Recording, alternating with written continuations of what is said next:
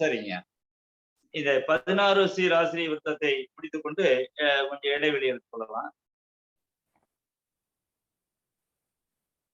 இதுல முதல் 4 ஒரு அடியை 4 மடிகளாக பிரித்திருக்கின்றோம்.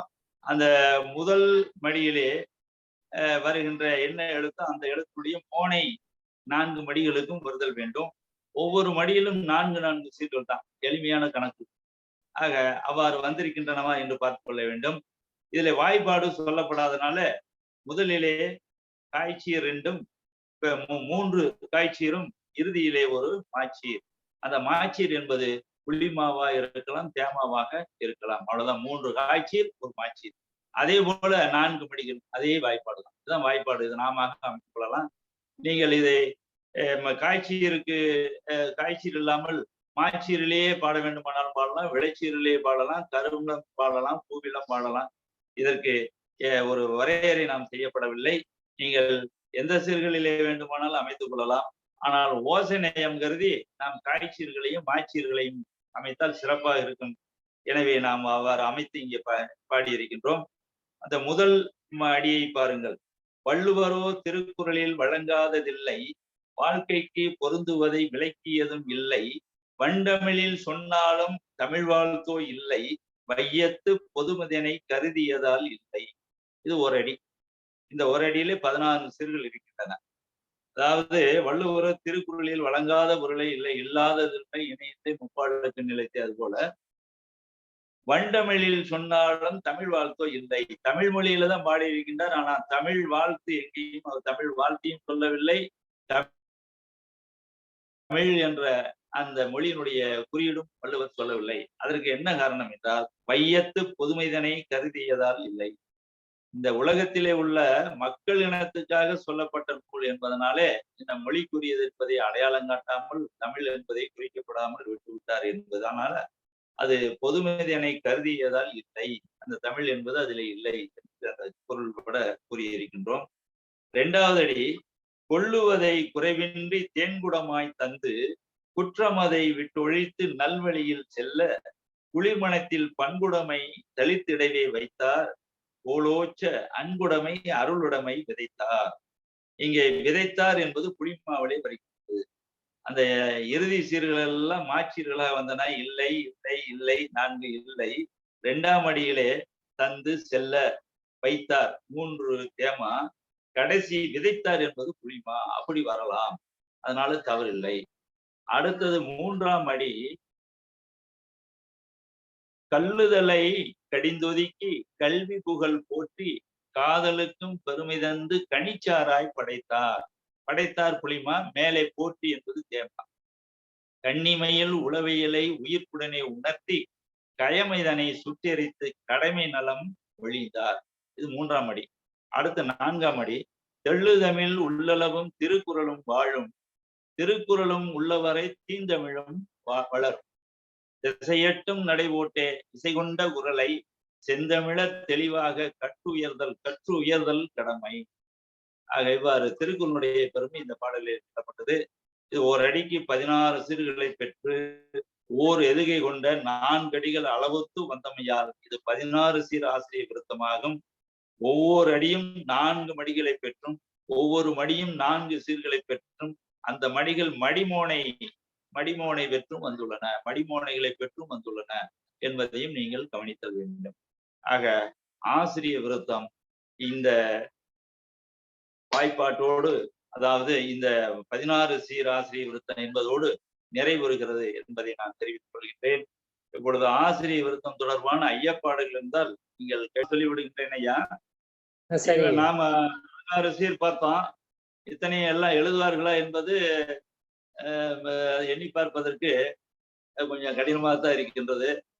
ஏன்னா 6 சீர் 7 சீர் எண் சீரை எழுதுவது கொஞ்சம் தொல்லைப்படுகின்றவர்கள் 10 சீர் 12 சீர் 16 சீர்லாம் எழுதுவது அவர்கள் எதிர்பார்க்க முடியாத போலத்தான் இருக்கின்றது. இருந்தாலும் கூட சிலர் என்ன செய்யலாம், அது எழுதலாம் என்ற ஒரு முயற்சியில எழுதலாம். இன்னும் சிலருக்கு ஐயப்பாடு இருக்கும், இதை விட அதிகமான சீர்களை கொண்டு யாரும் எழுதியிருக்கின்றார்களா என்று. அப்படி கேட்பவர்களுக்கு ஒரு விடையாக நான் சில குறிப்புகளை கொடுக்கின்றேன். 32 சீர் ஆசிரிய விருத்த பாடலை குமரகுருபரர் மீனாட்சி அம்மை பிள்ளை தமிழில் பாடியுள்ளார். இந்த குறிப்பு நம்முடைய யாப்பு விளக்கத்திலே 472வது பக்கத்திலே கொடுத்திருக்கின்றேன். நீங்கள் அதை நீங்க பார்த்தால் நான் சொல்வதை விட உங்களுக்கு நன்றாக தெரியும். 472ஆம் பக்கம் எடுத்துக் கொள்ளுங்கள்.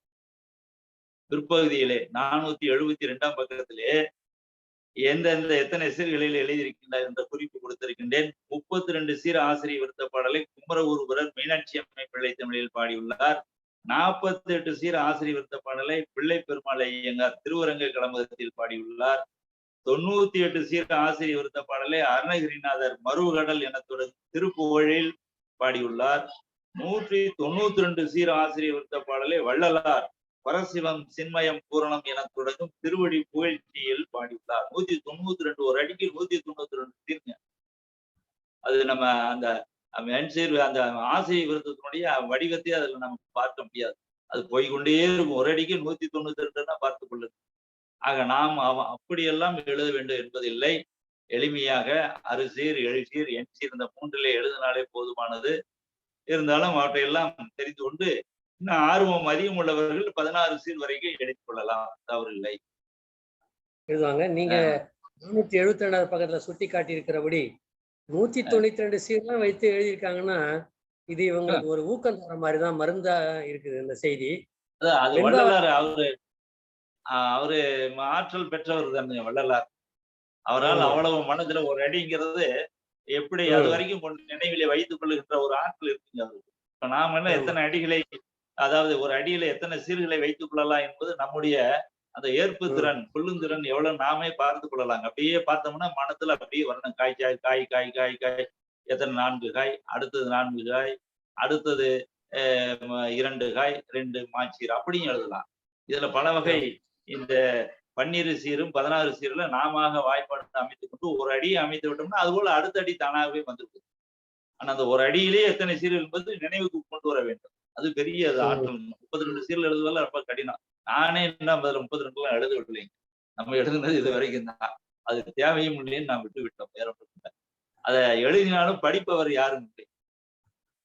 இதுல 16 சீர்ல எழுதிய பாடல்களை யாரும் பார்த்தோன்னே இவ்வளவு இருக்குல்ல எங்க அவர்கள்லாம் புது கவிதையை சொல்லி புது பாடலை சுருக்கமாக அவர்கள் 4-5 சொற்கள் எழுதுகின்றார்கள்.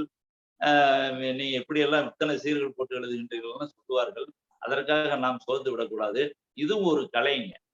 அது எளிதாக செய்வது யார் வேண்டுமானாலும் செய்யலாம். செயற்கரிய செய்வர் என்பது பெரிய என்பது செயற்கு அறிய செய்வதுதான் ஒரு திறமைங்க. அதனால நம்ம சீர்களை கூட்டி நம்முடைய தமிழ் முன்னோர்கள் இலக்கண இலக்கியவாணர்கள் எல்லாம் அவ்வாறு படைத்திருக்கின்றார். இப்படியெல்லாம் எழுதலாம் என்று இது மிகப்பெரிய ஒரு ஆற்றல் வாய்ந்தவர்களால் தான் முடியும். அந்த ஆற்றல் வாய்ந்தவர்கள் ஒருவராக நாமும் இருக்கலாம் என்ற ஒரு உறுதிப்பாடு எண்ணம் இருந்தால் முயலலாம். கண்டிப்பாக வெற்றி கிடைக்கும். சரி, வள்ளலார் வந்து ரொம்ப மகிழ்ச்சியா இருக்கு. வள்ளலாருடைய எந்த செய்திய மற்ற செய்தி நம்ம பாக்குறோம். அந்த கலை உரைத்த கற்பனைலாம் அந்த சாதி இதெல்லாம் எதிர்த்து அவரை பாடி இருக்கிறது. அந்த என்றும் நிறைய முற்போக்கு சிந்தனைகள் இருக்குது. அதே நேரத்துல இந்த இலக்கியமும் இவ்வளவு 6000 பாடல்கள்லாம் எழுதியிருக்கிறாங்க ஐயா. 192 சீர் விருத்த பாடல் எழுதியிருக்காங்கன்னும் போது அந்த வள்ளலாரை நினைச்சு ரொம்ப பெருமைப்படுறோம். அவர் மூட்டிய அந்த அடுப்பு வந்து இன்றைக்கும் எரிந்து கொண்டிருக்கிறது. அதுபோல இந்த கவிதை அந்த பாடலும் அது போல நம்முடைய இங்க இணைஞ்சிருக்கவங்களுக்கு ஒரு ஊக்கமா இருக்கும்ன்றத செய்தி. பாடலும் அடுப்பு எரிந்து கொண்டு இருப்பது போல பாடலும் இப்பொழுது நாம் படித்துக் கொண்டேதான் இருக்கின்றோம். யாரேனும் ஒருவர் படித்துக் கொண்டே இருப்போம். வள்ளலாருடைய அன்பர்கள் எல்லாம் கண்டிப்பா படித்துக் கொண்டே இருப்பார்கள். நாமும் அதை நினைத்துக் கொண்டே இருக்கின்றோம். அடுப்பும் அணையாது, நம்முடைய நினைப்பும் இங்கே நினைவின்றி போகாது. சரிங்க சரிங்க சரிங்க. நீங்க ஒரு 5 மணி சரிங்க சரி, வணக்கம்.